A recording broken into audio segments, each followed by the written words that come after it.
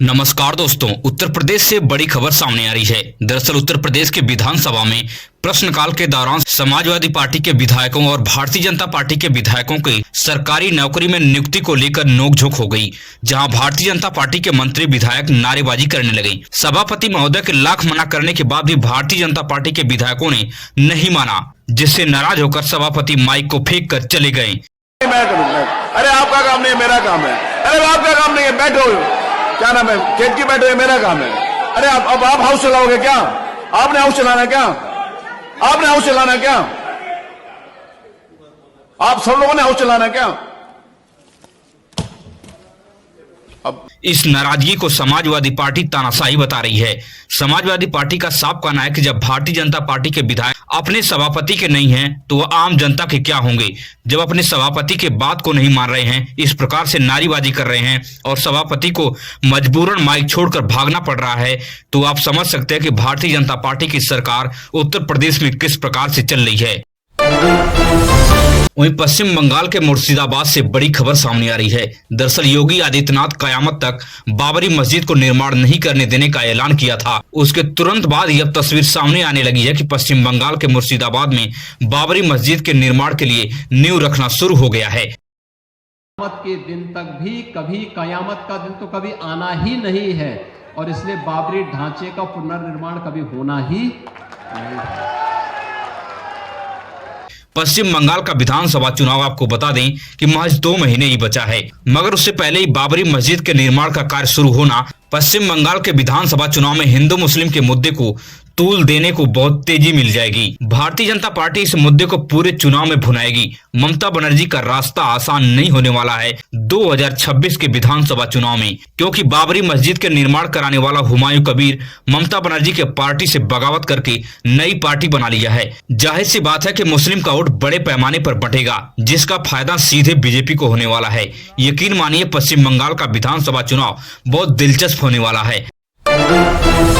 वहीं पर यूजीसी के मुद्दे को लेकर उत्तर प्रदेश से बड़ी खबर सामने आ रही है। दरअसल समाजवादी पार्टी से बगावत करने वाली पल्लवी पटेल ने साफ कर दिया कि यूजीसी के कानून को भारतीय जनता पार्टी एक दिन घुटने टेक कर लागू कराएगी। बात जरूर कह सकती हूँ, इस बात को याद रखिएगा और ये सदन भी इस बात को याद रखेगा कि जिस भारतीय जनता पार्टी ने इस यूजीसी इक्विटी बिल 2026 को न्यायपालिका के झंझावट में फंसाने का काम किया है, वही घुटनों पे आकर के इस इक्विटी बिल को लागू करेगी।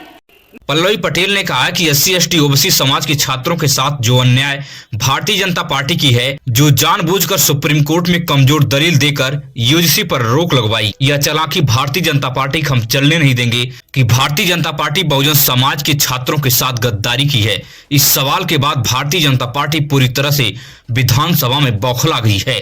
यूजीसी बिल ने सामने लाया, क्यों आपने उसको ला करके सर्वप्रथम पिछड़ा और वंचित समाज को एक मुस्कुराने का अवसर दिया, और उसके बाद सोची समझी रणनीति के तहत आपने सड़कों पे तनाव करने का काम किया, और उसके बाद उसको न्यायपालिका के पेचीदा घुमाव में आपने फंसाने का काम किया। क्या मिला आपको ये करके? क्या हासिल किया भारतीय जनता पार्टी की सरकार ने? वहीं उत्तर प्रदेश के बनारस के दाल मंडी से बड़ी खबर सामने आ गई है। योगी आदित्यनाथ जिस दाल मंडी को जमींदोज करके विकास का प्रतीक बता रहे हैं, वहीं पर सैकड़ों लोगों का प्राण बचता है, जिनकी कई पीढ़ियां वहां पे गुजर गई हैं। मगर आज रास्ता चौड़ीकरण और काशी की भव्यता को बढ़ाने के लिए जो कृत्य किया जा रहा है, वहां की जनता इस कृत्य से नाखुश है, जो रो रही है, गिड़गिड़ा रही है, मगर बुलडोजर और प्रशासन लगातार वहां पर गरज रहे हैं।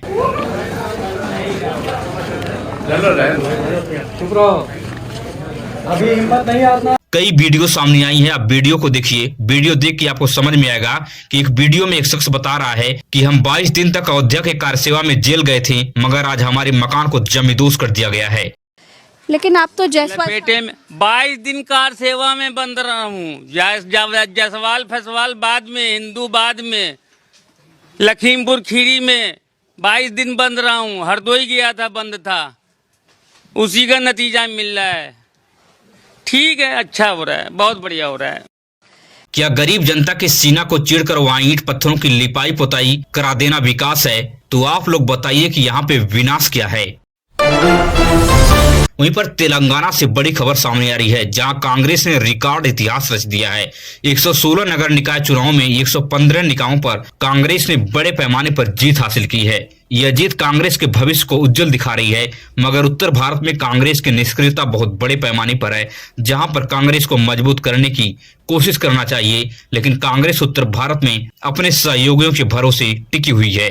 वहीं पर भारतीय जनता पार्टी एक सीट को जीती है और 232 वार्डों को केवल जीत सकी है। कुल 2581 वार्डों में से भारतीय जनता पार्टी 232 वार्डों में सिर्फ जीत हासिल की है।